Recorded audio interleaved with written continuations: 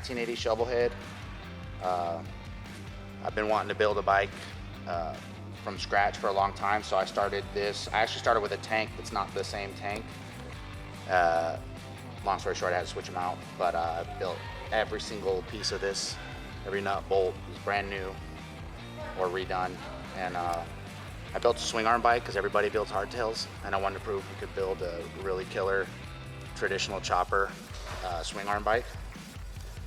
And it's, I mean, I don't know how they can say it. It's literally everything I've ever wanted in a bike. My buddy built these bars, and they were on his wall, and we're gonna go in the scrap heap, and they were really wide and weird.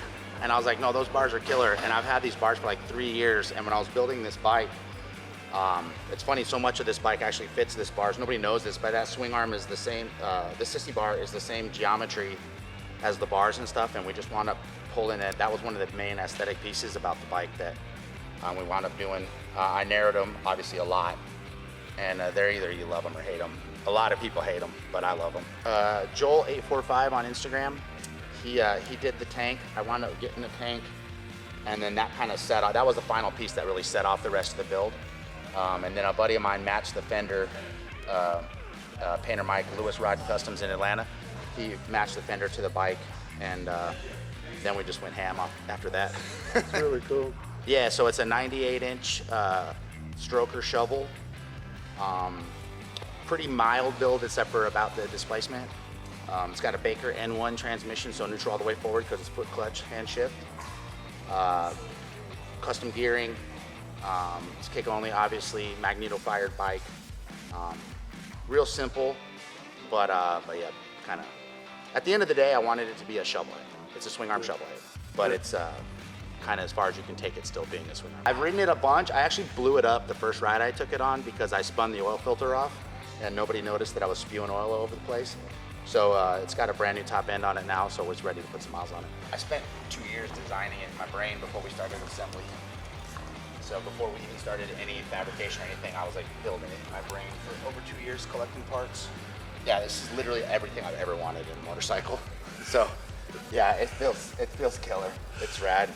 I've never liked a motorcycle more than I like this one. It's funny because it's gotten really a ton of play like on social media, like a lot of like larger chopper pages have like reshared it and that kind of stuff, which is it's really surreal. We shot it for Chop Cold, we shot it for Cycle Source, and it's like I'm just me. You know what I mean? Like, and so it's super surreal. And I'm stoked because people like dig it. Again, it's not a hardtail, right? It's been chopped more than a lot of hardtails, but it's not a hardtail. It's still a shovel head, still a swing arm.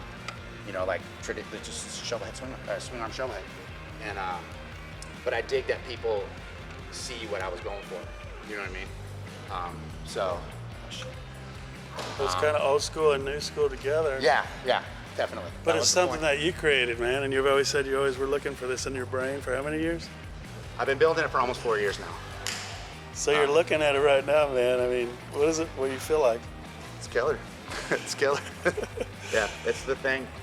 It's all the things. So do you know that Dave Nichols is our editor from Easy Riders? He's the editor of Born to Ride as well. Okay. And now they're bringing back Easy Riders 23 years later. I saw the classic Easy Riders. So there's going to be a photographer here, and out of these bikes in this room, they're going to pick a bike to put in Easy Riders. Yeah, that would be ridiculous. You know what? You never know, right? That would be ridiculous. So I mean, they're gonna be shooting it regardless. They're going to do a big feature on the whole thing, but one person is going to get the feature in Easy Riders. Yeah, that would be bananas. I talked to my buddy that helped me do the fabrication. I'm a shitty fabricator. We've been friends for almost 30 years, so we speak the same language. So he helped me like do a lot of the welding and fabrication on here because I'm a design guy, not a fabricator. And I told him that, and he's like about crapped his pants. We're like, what? So you never know. Never know.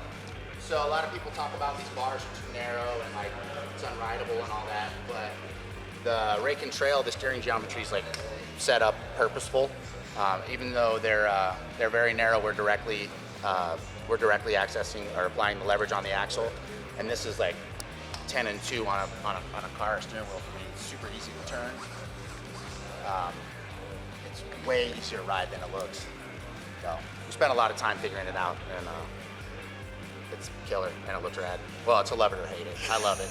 A lot of people hate them. I love them. Chris Wilson, Low Road Motor Company is my shop. I work with my buddy Dusty. That's his bike over there. And it's Praise the Low Road RD on Instagram. And where are you located? Atlanta, Georgia. Chris Wilson, Low Road Motor Company. We'll be right back with Born to Ride TV.